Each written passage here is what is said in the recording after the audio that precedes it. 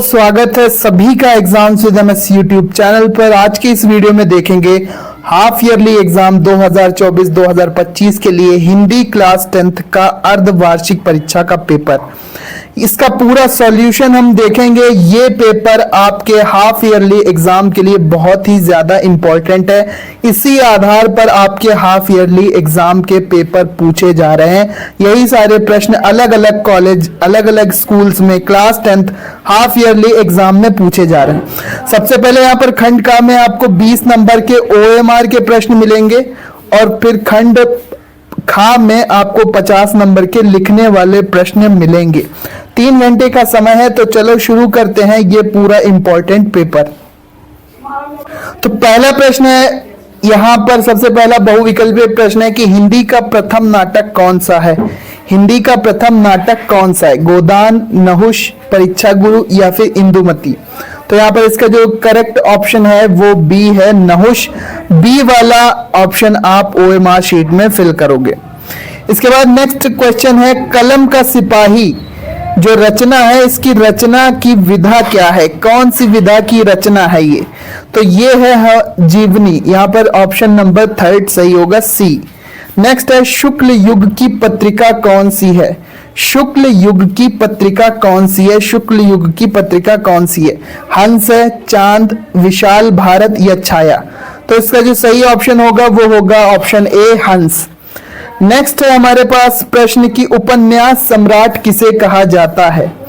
उपन्यास सम्राट अज्ञे को, प्रसाद को, प्रेमचंद को या भगवती चरण वर्मा को? तो सही ऑप्शन होगा यहाँ पर प्रेमचंद को उपन्यास सम्राट कहा जाता है।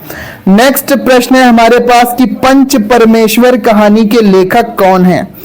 पंच परमेश्वर कहानी के लेखक कौन है? रामचंद्र शुक्ल, प्रेमचंद, अज्ञे या फणीश्वर नाथ रेणु? तो इसका जो सही ऑप्शन है वो है प्रेमचंद।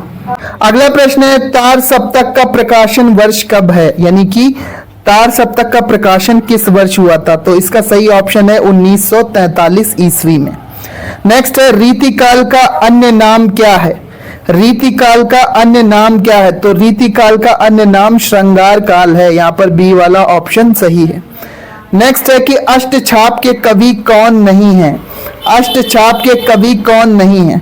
तो अष्टछाप के कवि नंददास भी हैं, सूरदास भी हैं, छीत स्वामी भी हैं, लेकिन भिखारी दास नहीं है।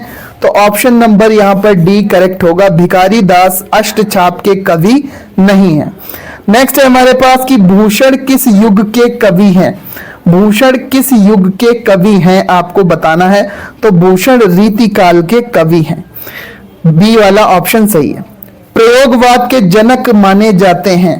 प्रयोगवाद के जनक माने जाते हैं जयशंकर प्रसाद या अज्ञे या शुक्ल जी या पंत? तो सही ऑप्शन यहां पर है अज्ञे। नेक्स्ट क्वेश्चन है हमारे पास कि करुण रस का स्थायी भाव क्या है? तो करुण रस का स्थायी भाव शोक है। ऑप्शन नंबर ए करेक्ट है। अगला है कि गणों की संख्या कितनी होती है? तो ऑप्शन नंबर सी सही होगा, गणों की संख्या 8 होती है। कितनी होती है? 8। नेक्स्ट है, चंद्र सा मुख में कौन सा अलंकार है? चंद्र सा मुख में कौन सा अलंकार है? तो चंद्र सा मुख में उपमा अलंकार होगा। नेक्स्ट है हमारे पास कि नवग्रह में समास कौन सा है? नवग्रह में समास कौन सा है? तो नवग्रह में समास आपको बताना है तो द्विगु समास होगा। यहाँ पर ऑप्शन नंबर बी वाला सही है, द्विगु समास। अदरक का तत्सम रूप क्या है? अदरक का तत्सम रूप क्या है? तो आर्द्रक या आर्द्रिका अदरक का तत्सम रूप होता है। तो यहाँ पर आर्द्रक दिया है, तो सी वाला ऑप्शन करेक्ट है। अत्याचार में किस उपसर्ग का प्रयोग हुआ है? तो अत्याचार में अति उपसर्ग का प्रयोग हुआ है। ये वाला बी वाला ऑप्शन करेक्ट है। नेक्स्ट क्वेश्चन है हमारे पास कि युष्मत का सप्तमी विभक्ति एक वचन रूप क्या होगा? त्वयि, तव, त्व या ते? तो ये उत्तर नहीं मिला है, इसका आप कमेंट बॉक्स में पता करके बताओ। नेक्स्ट है, अविकारी पद कितने होते हैं? अविकारी पद कितने होते हैं? तो अविकारी पद बताना है, 6 होते हैं, 4, 2 या 5? तो यहाँ पर ऑप्शन नंबर बी करेक्ट है, 4 होते हैं अविकारी पद। अगला है, वाक्य के कितने अंग माने गए हैं? वाक्य के कितने अंग माने गए हैं? तो वाक्य के 2 अंग होते हैं। नेक्स्ट है हमारे पास कि कर्तवाच्य में किसकी प्रधानता होती है? कर्म की, कर्म व कर्ता की या भाव की, तो यहाँ पर कर्ता की प्रधानता होती है। अब खंड बा में देखो तो व्याख्या करनी है आपको, इस पैसेज का संदर्भ लिखना है, रेखांकित अंश की व्याख्या करनी है और बुराई की प्रवृत्ति कैसी होती है। ध्यान से आप इसको पढ़ोगे 2-3 बार तो सारे उत्तर निकल आएंगे। यहाँ पर 2 पैसेज दिए हैं अथवा करके, एक पैसेज में ये चीज करनी है आपको, गद्यांश का संदर्भ, रेखांकित अंश मतलब जो अंडरलाइन वाला पार्ट है उसकी व्याख्या, और गद्यांश के अनुसार हमारी इच्छा और प्रयत्न क्या है। तो एक कोई आपको क्वेश्चन यहाँ पर अटेम्प्ट करना है, सॉल्व करना है। नेक्स्ट देखो, यही काम आपको कविता के अंश में करना है। कविता के अंश का संदर्भ लिखना है, मतलब कवि और कविता का नाम। रेखांकित अंश की व्याख्या करनी है। अनुराग तड़ाक नंजुल कंज कली में कौन सा अलंकार है बताना है। इसी तरह से पद्यांश भी 2 दिए हैं, कोई एक ही आपको करना है। पद्यांश का संदर्भ, व्याख्या और पद्यांश में किसे भाग्यशाली बताया गया है। इसके बाद संस्कृत का संदर्भ सहित हिंदी में अनुवाद करना है। 2 दिए हैं यहाँ पर, वाराणसी चैप्टर से है एक, और मानव जीवन से संस्करण संस्कृति, कोई एक का हिंदी में अनुवाद करना है आपको संदर्भ सहित, किसी एक का।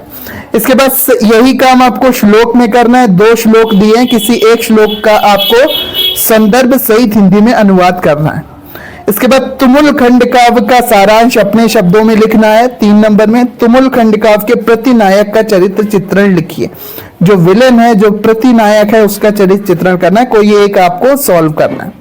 लेखक के जीवन परिचय में आप आचार्य रामचंद्र शुक्ल या जयशंकर प्रसाद या राजेंद्र प्रसाद का जीवन परिचय, उनकी एक प्रमुख रचना लिखेंगे। कवि के जीवन परिचय में आप सूरदास, तुलसीदास या रसखान का जीवन परिचय लिखेंगे और उनकी एक प्रमुख रचना बताएंगे। इसके बाद अपनी पाठ्य पुस्तक से याद किया हुआ एक श्लोक आपको लिखना है जो इस पेपर में ना आया हो। ऊपर जो दिए हैं उनको नहीं छापना है।